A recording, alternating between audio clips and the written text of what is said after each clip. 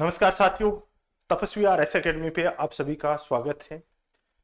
आज अपन अफ्रीका महाद्वीप है, उसकी जो झीलें, नदियां, मरुस्थल और मैदान वाला पार्ट है वो करने वाले हैं।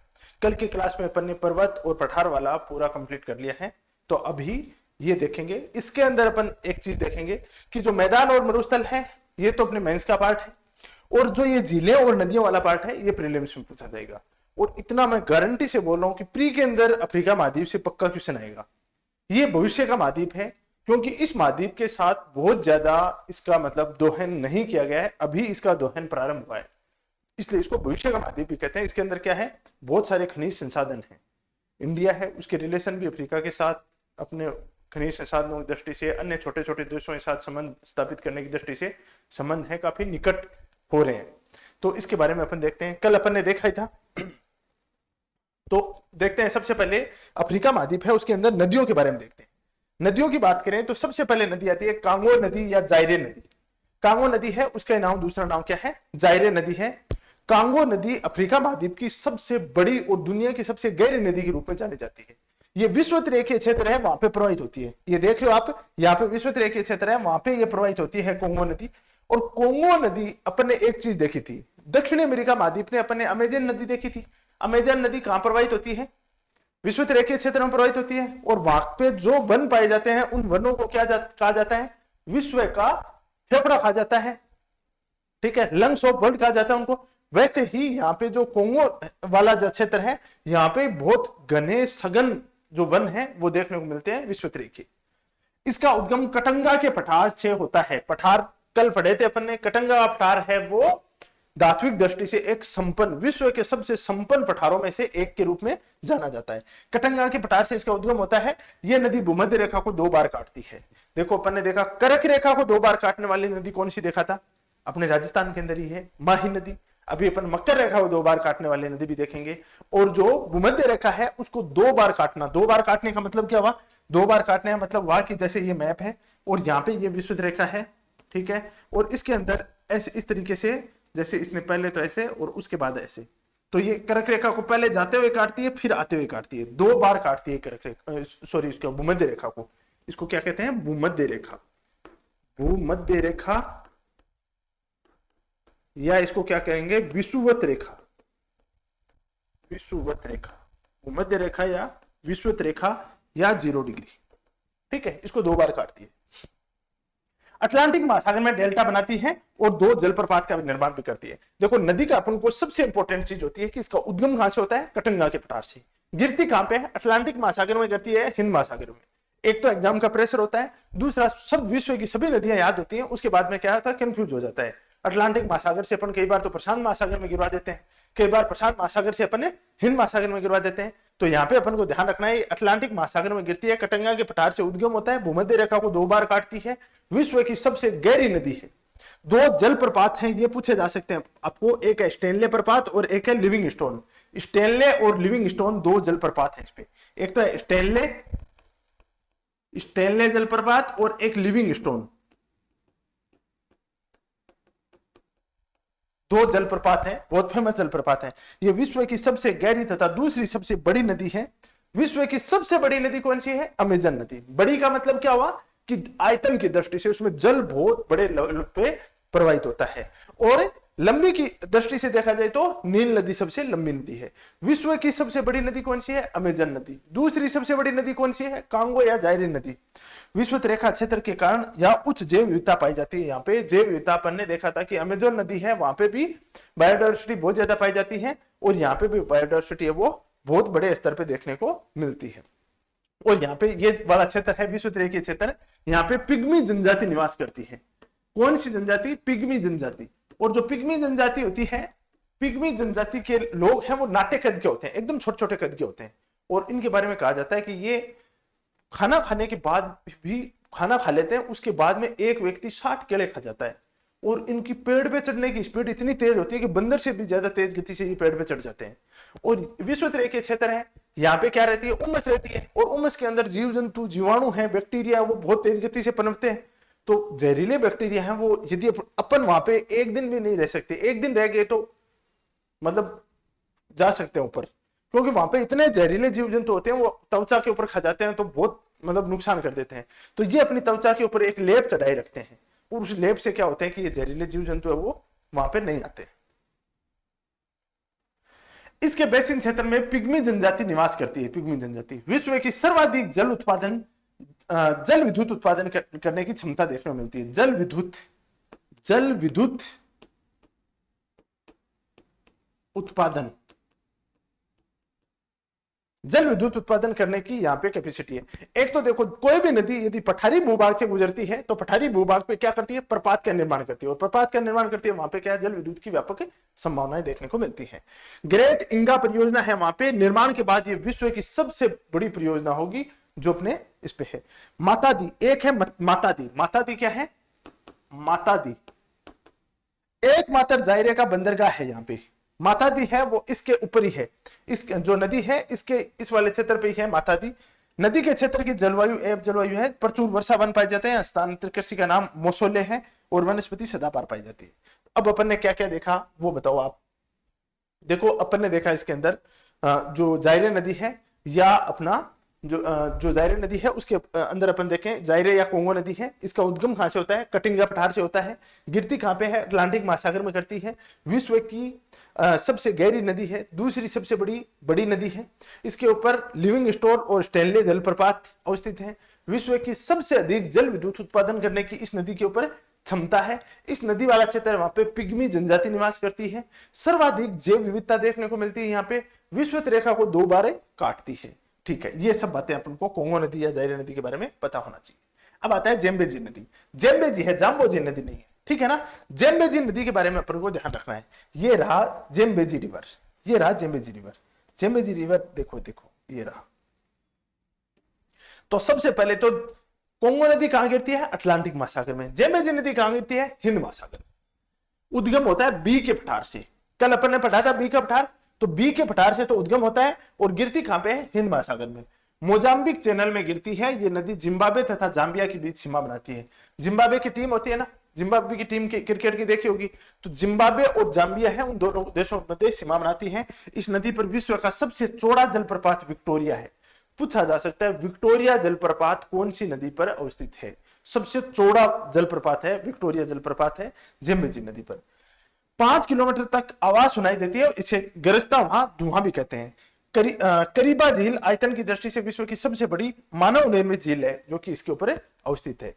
ठीक है, नदी पर करीबा बांध स्थित है। यह नदी जवार नदमुख बनाती है, और यह नदी रिफ्ट वैली में प्रवाहित होती है। रिफ्ट वैली का मतलब क्या, जो घाटी होती है उस घाटी के अंदर प्रवाहित होती है जेम्बेजी नदी।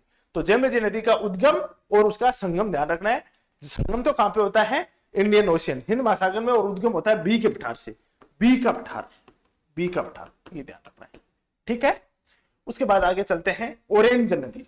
ऑरेंज नदी का उद्गम कहां से होता है, नदी का उद्गम ड्रेकन्सबर्ग पर्वत से होता है, जो अफ्रीका का, जैसे ये अफ्रीका महाद्वीप है, देखो ये अफ्रीका महाद्वीप है।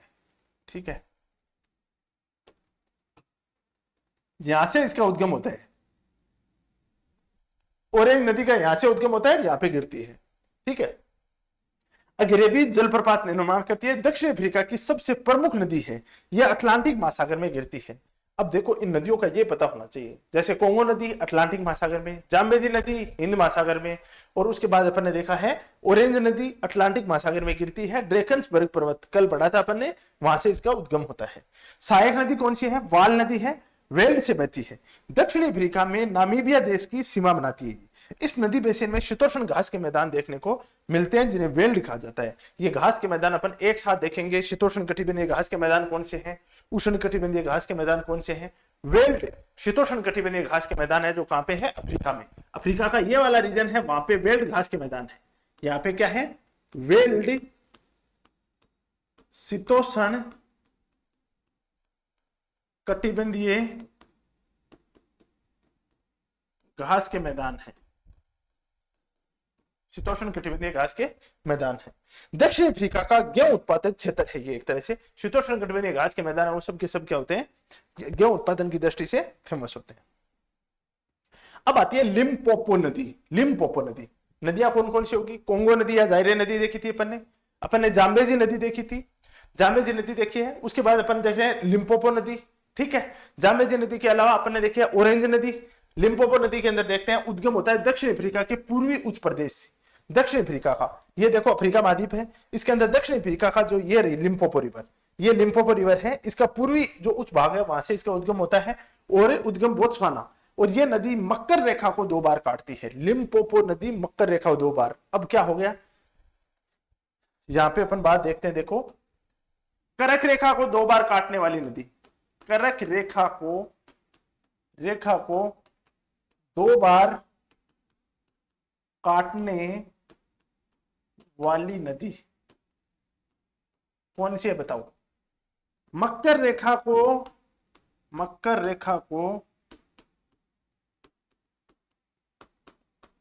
2 बार काटने वाली नदी। और उसके बाद में आता है विषुवत रेखा को, विषुवत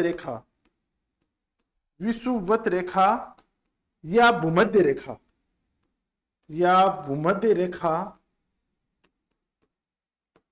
को 2 बार काटने वाली नदी। तो सबसे पहले आते हैं करक रेखा को 2 बार काटने वाली नदी कौन सी होगी, अपनी माही नदी, ठीक है। मकर रेखा को 2 बार काटने वाली नदी कौन सी होगी, लिम्पोपो नदी। और विषुवत रेखा को 2 बार काटने वाली नदी कौन सी होगी, कांगो नदी या जायरे नदी। ये तीनों के तीनों याद कर लेना, पूछा जा सकता भाई, देख लेना, ठीक है। आगे चलते हैं, आगे आता है अपना मुआना खांबे हिंद महासागर में जाकर गिरती है, लिम्पोपो नदी है वो हिंद महासागर में जाकर गिरती है, ये यहाँ पे देख सकते हो मैप में। उसके बाद आगे चलते हैं नील नदी। नील नदी विश्व की सबसे लंबी नदी है। नील नदी, मिस्र को नील नदी का वरदान कहा जाता है। ये नील नदी का डेल्टा है, यहां से देखो ये है नील नदी। नील नदी 2 नदियों से मिलकर बनती है, एक नदी है वो कौन सी है, व्हाइट नील और ब्लू नील। व्हाइट नील और ब्लू नील 2 नदियों से मिलकर नील नदी का निर्माण होता है। विश्व की सबसे लंबी नदी है, मिस्र को नील नदी का वरदान कहा जाता है। ये विश्व की सबसे लंबी नदी है, इसकी लंबाई 6690 किलोमीटर। नील नदी 2 नदियों आपस में मिलकर बनती है, एक तो है व्हाइट नील और एक है ब्लू नील। व्हाइट नील का उद्गम होता है विक्टोरिया झील से। विक्टोरिया प्रपात अपन ने कौन सी नदी पर देखा था, अभी मेरे को कमेंट करके बताओ, तुरंत अभी पढ़ा था, 10 मिनट पहले पढ़ा था कि विक्टोरिया प्रपात कौन सी नदी में पड़ा था, और विक्टोरिया झील से उद्गम होता है व्हाइट नील का। और ब्लू नील का उद्गम कहां से होता है, इथोपिया की टाना झील से। इथोपिया की टाना झील से इसका उद्गम होता है ब्लू नील का। इन दोनों का संगम खार्तुम संगम पे होता है, उसके बाद नील नदी के नाम से जानते हैं। खार्तुम है, वहां पे इन दोनों का संगम होता है, इस वाले स्थान पर इन दोनों का संगम होता है। इसके बाद में ये नदी है वो नील नदी के नाम से जानी जाती है। भूमध्य सागर में चापागार त्रिभुज आकर डेल्टा का निर्माण करती है। एक है भूमध्य रेखा और एक है भूमध्य सागर, दोनों में कंफ्यूज मत हो जाना।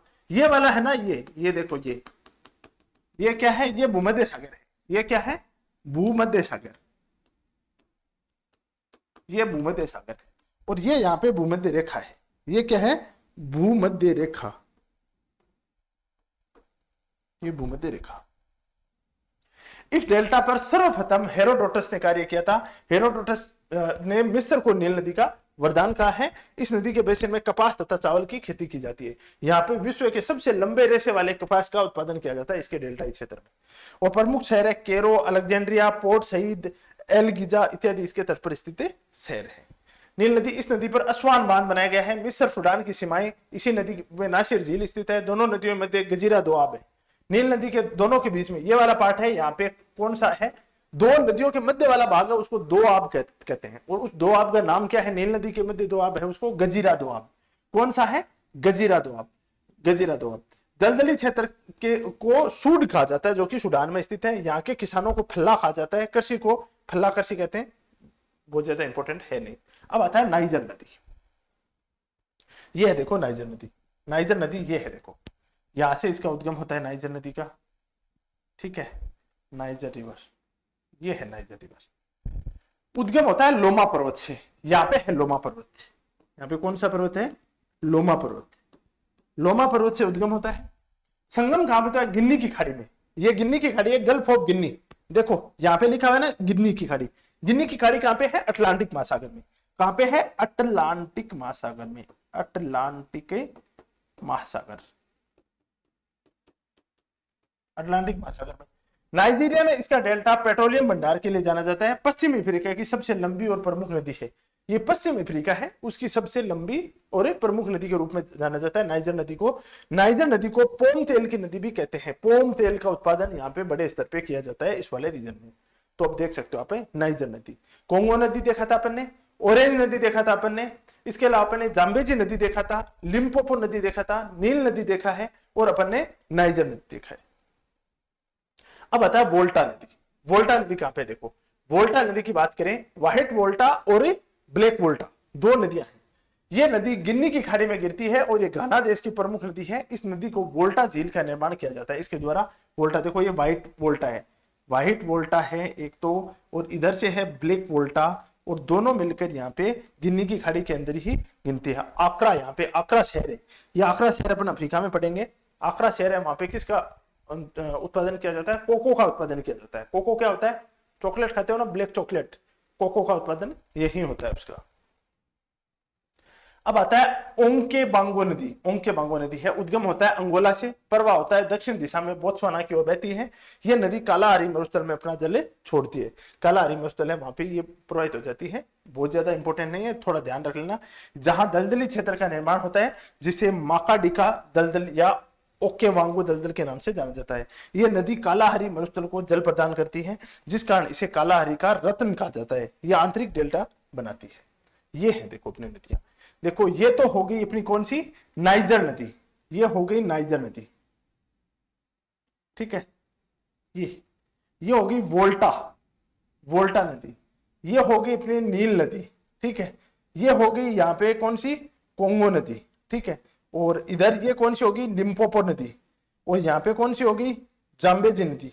ये कौन सी होगी? ऑरेंज नदी। ये ओंके वांगो नदी, ठीक है। ये सब नदियां इसमें अपने देख सकते हैं। अब रिवर एंड लेक की बात करें तो आगे आता है अफ्रीका की झीलें। और अफ्रीका की झीलें आती हैं, सबसे इंपॉर्टेंट आती है लेक विक्टोरिया। और लेक विक्टोरिया के ऊपर क्वेश्चन पूछा जाता है। वो क्या पूछा जाता है? इस लेक विक्टोरिया है वो कौन कौन से देशों की सीमा बनाती है? लेक विक्टोरिया कौन कौन से देशों की? तो एक तो युगांडा, सीधा सीधा दे रखा है युगांडा। एक इधर दे रखा है केन्या, ठीक है। युगांडा और केन्या तो सीधा सीधा दे रखा है, इधर रवांडा इस तरफ रह जाता है, ठीक है। विक्टोरिया झील के बारे में देखते हैं। विक्टोरिया झील है जहां से व्हाइट जो नील नदी है उसका उद्गम होता है। मेरे को कमेंट करके नहीं बताया आपने विक्टोरिया जलप्रपात कौन सी नदी पर है, जो कि विश्व का सबसे चौड़ा जलप्रपात है। इसके बारे में आपने अभी तक नहीं बताया है। यह अफ्रीका की सबसे बड़ी मीठे पानी की झील है तथा विश्व की तीसरी बड़ी मीठे पानी की झील है। अफ्रीका की तो सबसे बड़ी मीठे पानी की है। तो मेरे को एक कमेंट करके और बता दो कि विश्व की सबसे बड़ी मीठे पानी की झील कौन सी है? यह भी कमेंट करके बता दो। विश्व की सबसे बड़ी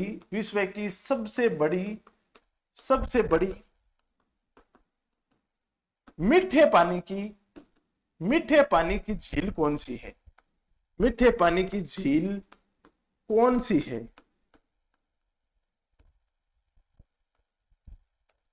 विश्व की सबसे बड़ी मीठे पानी की झील कौन सी है? ये तीन देशों के मध्य स्थित है। एक तो युगांडा, एक है केन्या और एक है तंजानिया। युगांडा, केन्या और तंजानिया। ये यहाँ पे केन्या है, ये युगांडा है और ये यहाँ पे क्या है? तंजानिया। इन तीन देशों की इसके सीमा लगती है झील के। झील के मध्य से विश्व रेखा गुजरती है। यह भी पूछा जा सकता है कौन सी झील है जिसके मध्य से विश्व रेखा गुजरती है? पूर्वी अफ्रीका की उच्च भूमि पर स्थित है। इस झील में श्वेत नील का उद्गम होता है। जो व्हाइट नील होती है उसका उद्गम होता है। यह झील भ्रंश घाटी में स्थित नहीं है बल्कि दो भ्रंश घाटियों मध्य स्थित है। यह आपको पूछा जा सकता है।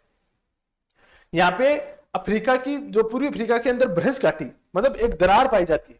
उस दरार के अंदर बहुत सारी झीलें स्थित हैं, जैसे लेक टेंगानिका। तो विक्टोरिया झील है वो उस दरार, उस घाटी के अंदर नहीं पाई जाती है, जबकि दो घाटियों के बीच में है। इधर से एक घाटी जाती है और एक घाटी इधर से जाती है। इन दोनों घाटियों के बीच में अवस्थित है, न कि घाटी के अंदर अवस्थित है, ठीक है ना। विक्टोरिया झील मसाई जनजाति पाई जाती है यहाँ पे। इसका निर्माण उल्कापिंडों से निर्मित माना जाता है। दरारी घाटी का भाग नहीं है। अफ्रीका की सबसे बड़ी झील है। कैस्पियन और सुपीरियर झील के बाद विश्व की तीसरी बड़ी झील है। इसके उत्तरी भाग से होकर भूमध्य रेखा निकलती है। टेंगानिका झील, ये विश्व की सबसे लंबी झील है। देखो एक तो टेंगानिका झील है वो विश्व की सबसे लंबी झील है। दूसरा क्या है, जो टेंगानिका झील है वो विश्व की दूसरी सबसे गहरी झील है। बेकाल झील के बाद विश्व की दूसरी सबसे गहरी झील है। कई बार यह क्वेश्चन भी पूछा जाता है कि विश्व की सबसे गहरी झील कौन सी है, और बेकाल का ऑप्शन नहीं आता है। बेकाल झील कहां पे है, बताओ बताओ, बेकाल झील कहां पे है? तो बेकाल के बाद दूसरी सबसे गहरी झील है, तो बेकाल ऑप्शन नहीं है, और सबसे गहरी झील पूछे तो क्या लिखोगे, टेंगानिका झील। भ्रंश घाटी में स्थित है। विक्टोरिया झील भ्रंश घाटियों के मध्य स्थित है, और ये जो टेंगानिका झील क्या है, ये टेंगानिका झील है वो भ्रंश घाटी के अंदर अवस्थित है। चार देशों के मध्य स्थित है। एक तो बुरुंडी, तंजानिया, जाम्बिया और जायरे, ये 4 देशों के इसके साथ सीमा लगती है टेंगानिका झील के। उसके बाद आता है न्यासा झील। न्यासा झील में क्या आता है, अफ्रीका की भ्रंश घाटी में स्थित है ये न्यासा झील है। ये भी यहाँ पे क्या है, अफ्रीका की जो भ्रंश घाटी, ये वाला रीजन है अफ्रीका की भ्रंश घाटी का, ये है अफ्रीका की भ्रंश घाटी। 3 देशों से सीमा, अंतरराष्ट्रीय सीमा बनाती है। ये झील अफ्रीका की दरारी घाटी में स्थित है। ठीक है, दरारी घाटी के दक्षिण भाग में मालावी देश इसका विस्तार है और विवर्तनिक क्रिया द्वारा निर्मित है। विवर्तनिक क्रिया का मतलब क्या हुआ, विवर्तनिक क्रिया का मतलब हुआ कि 2 प्लेटें या तो आपस में अभिसरित हो रही हैं, या एक दूसरे से दूर जा रही हैं, या एक दूसरे के आगे पीछे चल रही हैं। इससे इस दरारी घाटी का निर्माण हुआ है। तो न्यासा झील भी दरारी घाटी के अंदर स्थित है। उसके बाद आता है चाड झील। मीठे पानी की झील है, चारी नदी इसके अंदर गिरती है। ये है देखो चाड, ठीक है। चाड नाइजर और नाइजीरिया तथा कैमरून देशों की सीमा का निर्माण करती है, और ये निरंतर सूख रही है। इन चारों देशों की सीमा बनाती है। वायु की अपवहन क्रिया द्वारा अपरदन से इसका निर्माण हुआ है। उसके बाद चाड झील आंतरिक अपतंत्र का पार्ट है। ठीक है, सारा मरुस्थल में स्थित है। उसके बाद आता है अल्बर्ट झील। ये सब की सब नाम रखे गए यूरोपियों के नाम पे। यूरोप वाले बहुत ही हरामी बहुत थे भाई, बहुत हरामी आदमी थे। ये अफ्रीका के अंदर आते थे, और अफ्रीका का विभाजन कैसे किया पता है, पूरे अफ्रीका को इन्होंने क्या किया कि बैठे ब्रिटेन में, फ्रांस में, यहाँ पे बैठ के, और यहाँ पे बैठ के इन्होंने क्या किया कि नक्शा बनाया, और नक्शा बना के बोले कि अलग अलग देश बनाते हैं। तो बोले कैसे बनाए, कि एक देश तो ऐसे बना दो, इसको ऐसे बना दो, ठीक है, एक बना दो ऐसे, ऐसे बना दो, ऐसे। देखो डब्बे से बना रखे है ना यार, देश कोई डब्बों की तरह थोड़ा बनेगा। कौन सी जाति निवास करती है, कौन से समुदाय निवास करते हैं, उसके आधार पर बनाना था। अब इसमें क्या हुआ कि कुछ जैसे समुदाय हैं, जनजातियां, वो इधर रह गई, और उनका बड़ा समुदाय इधर रह गया। अब ये उधर जाना चाहती हैं, तो इसको लेके बहुत विवाद उत्पन्न हो गया। तो उन्होंने जिस तरीके से सीमाओं का अंकन किया था इन्होंने, यूरोपियों ने, तो उससे अफ्रीका के अंदर बहुत सारे गृह युद्ध देखने को मिले हैं। बहुत सारे इस तरीके की जनजातियां हैं जिन्होंने युद्ध किया है। इसका प्रमुख कारण रहा है, बहुत खराब करके गए, ये पूरे विश्व को ही खराब करके गए। ये अपने स्वार्थ के लिए कुछ भी कर देते थे। इनका बहुत मतलब क्या ही बताऊं। ये दरारी घाटी का भाग है। जायरे और युगांडा के मध्य अंतरराष्ट्रीय सीमा बनाती है। भूमध्य रेखा के उत्तर में स्थित है। ये भूमध्य रेखा के उत्तर में स्थित है, और जायरे और युगांडा की सीमा बनाती है। बाद में आता है एडवर्ड झील। अफ्रीका दरारी घाटी का भाग है, भूमध्य रेखा के नजदीक दक्षिण में स्थित है। जायरे व युगांडा के मध्य अंतरराष्ट्रीय सीमा है। जायरे और युगांडा है, उसके मध्य ये अंतरराष्ट्रीय सीमा अवस्थित है। उसके बाद आता है क्यू झील। दरारी घाटी का भाग है, ये रवांडा और जायरे के मध्य सीमा बनाती है। भूमध्य रेखा के दक्षिण में स्थित है। ये भूमध्य रेखा के दक्षिण में अवस्थित है। उसके बाद आता है टाना झील। मीठे पानी की झील है, इथोपिया के पठार पर स्थित है। टाना झील तो सिंपल सा है, थोड़ा सा। असल झील की बात करें, लवणीय झील है, इथोपिया के पठार पर स्थित है। इथोपिया मरुस्थलीय क्षेत्र है, तो यहाँ पे क्या होगा, यहाँ पे जो झील का निर्माण होगा उसका कैसे होगा, लवणीय झील का निर्माण होगा। अपने पश्चिम मरुस्थल में जो झीलें हैं वो क्या लवणीय है या मीठे पानी की झील है। उसके बाद आता है नासेर झील। नील नदी के किनारे स्थित है, मिस्र में स्थित है। कृत्रिम झील है, ये नील नदी पर मानव निर्मित बांध है जिसका नाम अस्वान बांध है। कर्क रेखा इससे होकर गुजरती है। बाद में आता है नगामी झील। बोत्सवाना में स्थित है, कालाहारी मरुस्थल में स्थित है। जो बोत्सवाना के अंदर कालाहारी मरुस्थल है वहां पे स्थित है। कालाहारी मरुस्थल जहां पे बुशमैन जनजाति निवास करती है। कौन सी जनजाति निवास करती है, बुशमैन।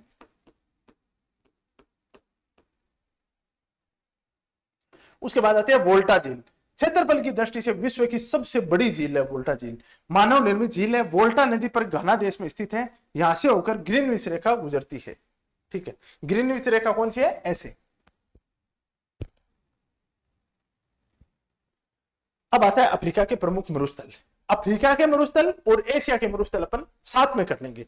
अफ्रीका और एशिया दोनों के मरुस्थल अपन एक साथ कर लेंगे। अभी अपन जो अफ्रीका महाद्वीप है उसकी नदियां और झीलों वाला पार्ट कंप्लीट कर लिया। ठीक है, तो अभी के लिए इतना ही। Thank you very much for discussion. मिलते हैं कल।